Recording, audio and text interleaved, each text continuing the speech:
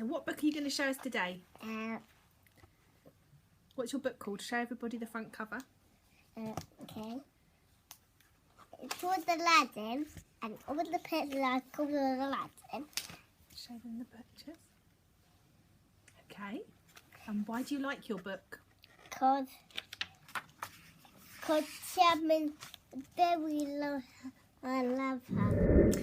Hi there BookTube, and welcome to day 2 of my book haul Bonanza. Today my daughter Matilda has decided that she is going to be participating in my book haul as well, so I hope you don't mind if she sits here while I'm chatting. I'm going to talk about less books than yesterday because that was quite a long one. So today I thought I would do just 5 books, and there'll probably be 5 or 6 books in the next one throughout the week as well. So the first book that I've picked up is called The Barber by Rebecca Mackay. This sounds really interesting. I think I heard about this originally on the Book Riot's channel, but I recently heard about it, I think, on Chelsea's channel, whose channel's called The Reading Outlaw. And this just sounds really interesting. It's a story about a librarian and a 10-year-old boy. The 10-year-old boy is really into reading, and he has to get the librarian to help him smuggle books past his mum, who's trying to send him to like an anti-gay camp. And one day she turns up at the library and the 10-year-old boy is there. He's running away from home. He's got a bit of an escape plan, and she unwittingly allows herself to get sort of hijacked by him and become sort of a kidnapper slash kidnappee, I suppose. And it's just the story of what happens, and I really love this cover.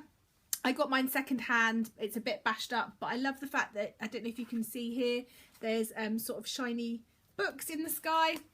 So I'm really looking forward to reading this one. Next up is a book that I picked up, and it will be more apparent why in my February TBR. February I am doing something a bit different in addition to my already massive challenges, which I'm going to be continuing, believe it or not. But I picked up The Cloud Atlas by David Mitchell. I've read The Bone Clocks by David Mitchell, and I really enjoyed it. It was daunting at first. I was a little bit nervous, but I really enjoyed it. And I've got a couple of his other books to read, and this one is the one that I've been most daunted by. But I've heard from numerous other booktubers that this isn't as scary as it sounds. I believe it's set in, it says 6 interlocking lives and 1 amazing adventure in a narrative that circles the globe and reaches from the 19th century to a post-apocalyptic future. David Mitchell erases the boundaries of time, genre and language to offer an enthralling vision of humanity's will to power and where it will lead us. So I just think this sounds really interesting. I'm no longer daunted by David Mitchell as a writer. You know, I've got myself past that, which I think is half the battle. Most of the time, the books that I don't pick up because I'm scared of them for whatever reason tend to be great when I get to them. So I'm excited about getting to this one. The next book I picked up is called Archivist Wasp, a novel by Nicole Corner-Stass, I believe. I really love the front cover of this. I've heard a couple of people mention it, but I haven't heard a review of it yet. It's quite a difficult story to explain, so I'm just going to read you the blurb on the back. Wasp's job is simple: hunt ghosts, and every year she has to fight to remain archivist. Desperate and alone, she strikes a bargain with the ghost of a super soldier. She will go with him on his underworld hunt for the long-lost ghost of his partner, and in exchange she will find out more about his pre-apocalyptic world than any archivist before her, and there is much more to know. After all, archivists are marked from birth to do the holy work of a goddess. They're chosen, they're special, or so they've been told for 400 years.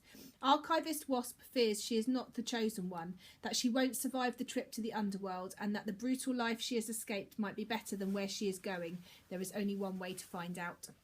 And I just think this sounds really intriguing, and I can't wait to get to it. The next book I picked up is called Mermaids in Paradise by Lydia Millett.